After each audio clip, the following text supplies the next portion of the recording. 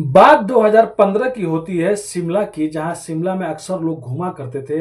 वहां पर टूरिस्टम एरिया है, लोग देश विदेश से आते हैं, हर जगह से लोग शिमला आते हैं और घूमते हैं। सैलानियों का सबसे खूबसूरत जगह शिमला ही है। लेकिन इसी 2015 के शिमला के एक इलाके में ज़्यादा लोगों को जॉन्डिस की बीमारी होने लगती है, यानी कि पीलिया होने लगती है। और इसके वजह से वहां पर कम से कम 1000 लोग मर जाते हैं इस जॉन्डिस की बीमारी से। उसके बाद वहाँ की जो सरकार, वहाँ की जो गवर्नमेंट होती है, वो मुंसिप कॉरपोरेशन लोगों को भी कहती है कि आप लोग टंकियों की सफाई कीजिए, अच्छे से उसको साफ सफाई रखिए। लेकिन उस टाइम के जो अधिकारी रहते हैं कहते हैं हम लोग तो आए दिन साफ सफाई किया करते हैं। और उसके बाद 2015 के बाद 2016 आ जाता है, और 16 में जाके ये मतलब जो जॉन्डिस की बीमारी होती है ये कम होती है। उसके बाद लोगों का मरना थोड़ा कम हो जाता है। लेकिन क्यों, कैसे ये बीमारी आई थी, पूरी कहानी आप लोग को सुनाएंगे। एक बच्चे की मिसिंग के बाद एक ऐसी कहानी सामने आती है जिसको सुनने के बाद हर कोई शायद सिहर जाएगा कि कोई इंसान किसी बच्चे के साथ में से कैसे कर सकता है। तो चलिए पूरी घटना को इस कहानी के माध्यम से समझने की कोशिश करेंगे। और उससे पहले आप लोग से रिक्वेस्ट करते हैं, अगर आप हमारे चैनल पर नए हैं तो चैनल को आज सब्सक्राइब कर लीजिए। आपका भाई बहुत ज़्यादा मेहनत करता है, गाड़ियाँ चलाता है, जॉब करता है और टाइम निकाल कर आप लोग के लिए कहानियां लिखता है, फिर आप लोग के लिए वीडियो बनाता है। तो नमस्ते, आदाब, सत श्री अकाल। आज की जो सच्ची घटना मैं आप लोग को सुनाने और बताने जा रहा हूं, एक घटना जुलाई 2014 की बात है, जब एक बिजनेसमैन होते हैं जिनका मतलब कास्टेल का बिजनेस होता है, पत्थरों का बिजनेस होता है, टाइल का बिजनेस होता है। उनका एक बेटा होता है जिसका नाम युग होता है। अचानक जुलाई के महीने में युग घर के बाहर खेल रहा होता है और घर के बाहर से ही गायब हो जाता है। अब घर के लोग सब परेशान हो जाते हैं, आस पड़ोस में भी खोजते हैं। जब युग नहीं मिलता है तब घर वाले जाके लोकल पुलिस स्टेशन में एफआईआर लिखवाते हैं। पुलिस भी जांच करती है, फिर बाद में एक केस सीबीआई मतलब सीआईडी को भी चला जाता है, लेकिन कुछ भी पता नहीं चलता युग का। लेकिन जैसे ही गुमशुदगी के 13वें दिन आता है, तभी जो घर में नौकर काम किया करता था जब घर के बाहर जाता है तो देखता है कि एक लिफाफा पड़ा हुआ। लिफाफा उठाता है और लाके अपने मालिक को देता है, युग के फादर को देता है। और उसमें लिखा रहता है कि अगर तुमने 4 करोड़ रुपए नहीं दिए तो तुम्हारे बेटे को हम लोग मार देंगे। और उसमें युग के कपड़े रहते हैं, मतलब कि तुम्हारा बेटा हमारे पास में है। अब घर वाले सोचते हैं कि करें तो क्या करें, लेकिन वो शिमला से अंबाला बुलाया रहता है कि अंबाला में तुम लोग को आके उस जगह पे पैसे देने हैं। घर वाले जब अंबाला जाते हैं तो कुछ भी मतलब उनके हाथ पे नहीं लगता है। फिर एक बार और दूसरा रैंसम का एक और लेटर मिलता है, उसमें 6 करोड़ रहता है। और उसके कुछ दिन बाद बीतने का फिर इधर उधर की जगह में 8 करोड़ और उसके बाद 10 करोड़ रुपए की मांग ये लोग करने लगते हैं। लेकिन 10 करोड़ ये लोग मांग करते हैं, लेकिन बाद में उसके बाद कुछ नहीं करते हैं और धीरे धीरे करके ये 2014 बीतने लगता है। तभी उसके बाद 2015 आ जाता है और जैसे ही 2015 आता है ये बीमारी आने लगती है। और जॉन्डिस की बीमारी से वजह से जितने उस इलाके में लोग रहते हैं, कम से कम 1000 लोग तक मतलब इस बीमारी से मर जाते हैं, जिनकी मौत हो जाती है। और ये पानी से होता है, पीलिया होता है, तो हर जगह टंकी की साफ सफाई भी होती है। लेकिन धीरे धीरे करते करते 2 साल हो जाता है, युग की कोई भी खबर नहीं मिलती। अब घर वाले भी निराश हो जाते हैं। घर वाले, इधर पुलिस भी जांच करती है, पुलिस भी थोड़ा धीरा हो जाती है। अब करे तो करे क्या, लेकिन 2 साल बीत जाते हैं। यानी कि 14 में युग गायब हुआ था जुलाई महीने में, फिर 15 में ये जॉन्डिस की बीमारी आती है, फिर 16 में ये कम होने लगती है। बात 2016 अगस्त की रहती है, जब एक चंडीगढ़ से एक चोर को पुलिस गिरफ्तार करती है जिसका नाम विक्रांत रहता है, विक्रांत बख्शी रहता है। उस चोर को जैसे ही पुलिस गिरफ्तार करती है 2016 में, उसके बाद उसको जब जेल में लेके जाती है, मतलब थाने में लेके जाती है, और उसका मोबाइल जब चेक किया जाता है तो उसके मोबाइल से अलग अलग तरीके का वीडियो निकलता है।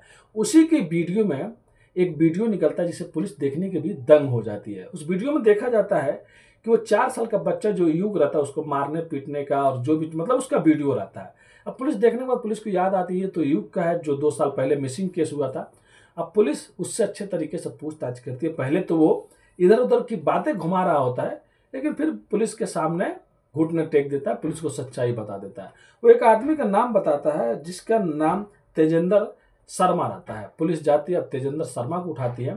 तेजेंद्र शर्मा कहता है कि साहब देखो, मैं इसमें हूं और एक और आदमी भी मेरे साथ में है। वो भी सच्चाई पूरा बता देता है। वो बताता है चंद्र शर्मा नाम का एक और आदमी को। तीनों को पुलिस उठाती है और उठाने के बाद इन तीनों से पूछताछ करने लगती है कि ये बताओ तुम लोग को ये वीडियो कहाँ से आया, तुम लोग क्या सच्चाई जानते हो। उसके बाद जो तेजिंदर सिंह रहता है कहता है कि ज़्यादा कुछ तो मालूम नहीं, लेकिन हाँ ये बच्चा 2 साल पहले इसकी मौत हो चुकी थी और इस बच्चे का लाश कहाँ है ये मैं आप लोग को दिखा सकता हूँ।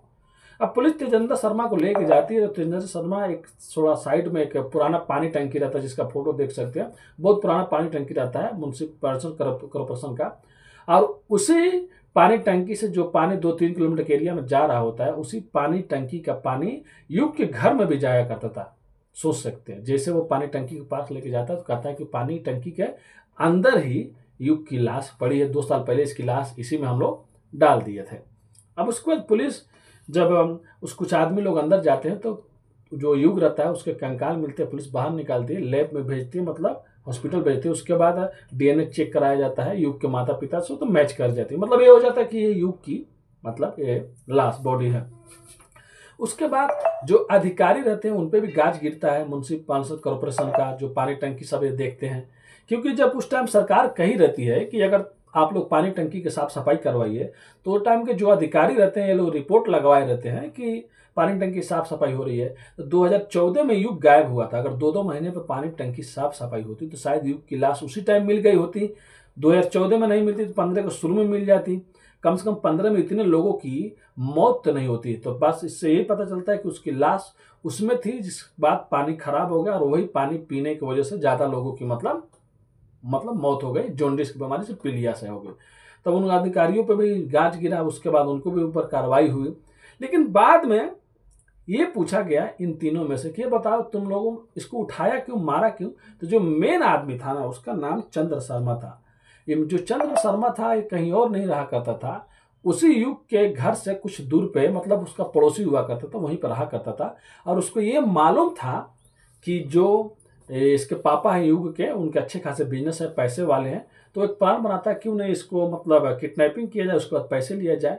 एक दिन जब युग बाहर खेल रहा होता है उसके बाद चंद्र शर्मा उसको उठाता है और वहीं से 3-4-5 किलोमीटर दूर लाके उसको रखता है। न रखने के बाद उसको टॉर्चर करता था, मारता था, पीटता था। और जब उसको ये लगा कि अब ये शायद जिंदा मतलब इसको छोड़ेंगे तो हम लोग फंस जाएंगे, और जब उसको प्यास लगती थी तो ये लोग उसको शराब पिला देते थे। सोच सकते हैं कैसी इनकी मानसिकता थी। उसके बाद 13वें दिन ये लोग उसका कत्ल करते हैं, और कत्ल करने के बाद एक पत्थर बड़ा सा बांधते हैं और सोचते हैं कि कहाँ ठिकाना लगाए। उसके बाद ये लोग लेके जाते हैं उसी पानी टंकी में, जिसको फोटो आप लोग देख सकते हैं, उसमें लाके डाल देते हैं पत्थर बांध के कि बॉडी जो है वो अंदर रहेगी। और उसके बाद वो कपड़े, और पहली बार वही 13वें दिन ये लोग मतलब लेटर लिखते हैं। सोच सकते हैं कत्ल करने के बाद लोग लेटर लिखते हैं, और लेटर लिखने के बाद लोग कहते हैं कि हम लोग 4 करोड़ चाहिए। और जो ये चंद्र शर्मा रहता है, शायद ह्यूमन राइट या किसी कमीशन में काम किया करता था, ये युग के घर भी जाता है और कहता है कि चलो हम लोग केस करेंगे, इस केस की जांच कराएंगे, बड़े बड़े अधिकारियों से मिलेंगे। अब युग के घर वालों को भी इस पर डाउट नहीं होता था, और इनके घर पर रह के देखा करता था कि पुलिस की मतलब जांच कहाँ तक गई, क्या है लोग कर रहे हैं नहीं कर रहे हैं। लेकिन युग तो पहले ही ये लोग उसका कत्ल कर चुके रहते हैं। और उसके बाद एक बाद में पुलिस वाले नौकर पर भी शक हुआ, जो लेटर बाहर से लाके युग के पापा को दिया था, नौकर के भी उठाया, अच्छे से जांच किया, तो नौकर भी मतलब ज़्यादा कुछ नहीं जानता था, उसका सही में हाथ नहीं था, लेकिन वो चंद्र शर्मा का नाम जरूर लेता था। पुलिस इसको भी उठाई थी, लेकिन ये बाद में बोला मेरे को मालूम नहीं, मैं तो उन्हीं लोग के साथ में केस लिखवाता हूँ, जाता हूँ, तो पुलिस इसको भी बाद में छोड़ दिया था। लेकिन एक चोर की चोरी की वजह से मोबाइल मिलता है, और मोबाइल मिलने के बाद मतलब कहानी सामने आती है, वो भी 2 साल लग जाते हैं। तो ये तो पूरी कहानी सामने आ जाती है, कहाँ चंद्र शर्मा ने कत्ल किया था, उसके बाद उसके घर पे जाते थे और आते थे। और ये इतनी कहानी शिमला में फैल गई थी, उस टाइम के जो मुख्यमंत्री जी थे उनके पास भी ये कहानी जाती थी।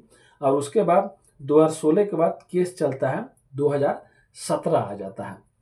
अब 2017 आ जाता है, 2017 आने के बाद जो वहाँ का लोकल डिस्ट्रिक्ट कोर्ट होता है, जिस दिन ये फैसला सुनाया जाता है, शायद उस टाइम उस वहाँ के जो सीएम रहते हैं वो भी वहीं पर रहते हैं। जो लोकल जो डिस्ट्रिक्ट कोर्ट होता है वो ये फैसला सुनाते हैं कि तीनों आदमी को सजाए मौत की सजा सुना देते हैं, और सुनाने के बाद कहते हैं कि अब इस पे जब हाई कोर्ट का मोहर लगेगा तभी इन लोगों को मतलब फांसी दिया जा सकता है। मतलब बस डिस्ट्रिक्ट कोर्ट के फैसले पे किसी को फांसी नहीं दिया जा सकता। और 1 महीना लगता है इन लोगों के पास चैलेंज करने के लिए, अगर चैलेंज करना है तो करो हाई कोर्ट में। जब हाई कोर्ट में केस जाता है 2017 में, तो हाई कोर्ट को लगभग 8 साल लग जाते हैं इस केस को फैसला सुनाने में। यानी कि 23 सितंबर 2025 को हाई कोर्ट एक फैसला सुनाती है। हाई कोर्ट कहती है कि 3 आदमी जो लोग हैं, तीनों आदमी में से 2 आदमी का सजाए मौत से घटा के उम्र कैद की सजा दे देती है और उन तीनों में से एक आदमी को बरी कर देती है। जो तेजेंद्र सिंह रहता है उसको बरी कर देती है और खुद हाई कोर्ट कहती है कि अपराधियों को सुधरने के लिए एक मौका देना चाहिए। और जो जेलर के जेल में जिस जेल में ये लोग बंद थे 8 साल, वो जेलर भी रिपोर्ट लगाए रहते हैं कि हमारे जेल में जब से ये लोग आए थे तब से बहुत अच्छे से रहते थे, किसी झगड़ा झंझट नहीं, मतलब अच्छे लोग थे ये लोग। जो भी गलत काम किया कर दिया, लेकिन उसके बाद ये लोग जेल में कुछ भी गलत काम नहीं किया, झगड़ा वगड़ा नहीं किया, तो इनको सुधरने को मौका देना चाहिए। अब जेलर की रिपोर्ट पे हाई कोर्ट मतलब ये फैसला सुनाती है कि इनको सुधरने का मौका दिया जा सकता है। तो सोच सकते हैं जो जिन्होंने इतने बेरहमी से एक छोटे से बच्चे को कत्ल किया, उसके बाद साजिश किया, उसके बाद उसी में से एक अपराधी घर जाके उनके माता पिता के साथ में जाता है, पुलिस केस करवाता है और थोड़ी थोड़ी जानकारी इकट्ठा कर रहा है कि कहाँ तक केस गया, क्या सच में जो आरोपी और तो पकड़े नहीं गए, बचने के लिए मतलब पूरा प्लानिंग करके रखा हुआ। तो फिलहाल में तेजेंद्र सिंह को बरी कर देते हैं और हाई कोर्ट इन दोनों को मतलब उम्र कैद की सजा दे देते हैं, वो घटा के। और उसके बाद ये सोच सकते हैं कि ये भी कहानी सामने नहीं आई कि अगर कोई किडनैपिंग करेगा, उसे पैसे चाहिए तो 1-2 दिन बाद ही रेंसम के लिए पैसे के लिए मतलब लेटर भेजता है या फ़ोन करता है। यहाँ पे ये लोग मर्डर कर दिया 13वें दिन, उसके बाद लाश को ठिकाने लगा दिया। उसके बाद ये लोग पहला रेंसम का भेजा 4 करोड़, फिर उसके बाद 6 करोड़, फिर उसके बाद 8 करोड़, फिर उसके बाद 10 करोड़, लेकिन पैसे ये लोगों ने लिए नहीं और मतलब उसके बाद ये लोग जवाब ही नहीं दिए। तो ये कैसे था, लेकिन फिलहाल तेजिंदर सिंह को छोड़ दिया गया है और जो 2 लोग हैं वो हमेशा जेल में रहेंगे।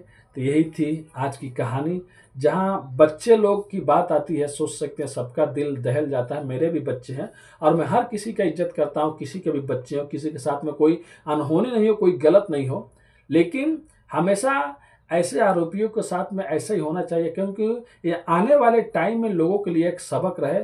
कम से कम उन लोगों को फांसी नहीं हुई तो उन लोगों को जिंदगी भर जेल में तो रहेंगे और उसके बाद सोच सकते हैं उन माता पिता पे क्या बीतता होगा। 4 साल बेटे पे क्या उस टाइम मतलब इन लोग को थोड़ा भी तरस नहीं आया होगा जब इसके साथ में लोग मतलब मारते होंगे, पीटते होंगे, पानी जगह पर शराब पिलाते होंगे। तो यही थी कहानी। और 2014 में जिसकी मतलब कत्ल हुआ था, उसके बाद 16 में कहानी सामने आया, पर्दाफाश हुआ, 17 में उनको आरोपियों को सजाए मौत की सजा मिली। फिर 2025 में हाई कोर्ट ने उनको सजा कम करके उम्र कैद कर दिया और एक आदमी को छोड़ दिया। और छोड़ते हुए भी ये भी कहा कि तेजिंदर सिंह ने खुद मतलब हेल्प किया, उसी ने बताया कि उसकी डेड बॉडी कहाँ है। तो अब देख सकते हैं यही कहानी थी।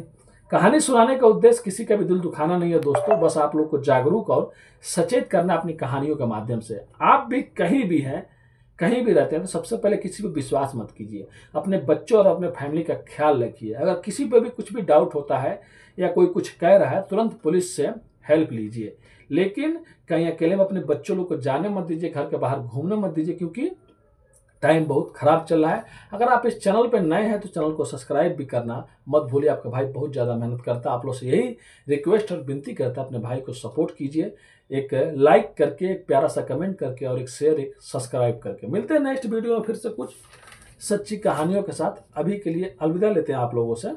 धन्यवाद।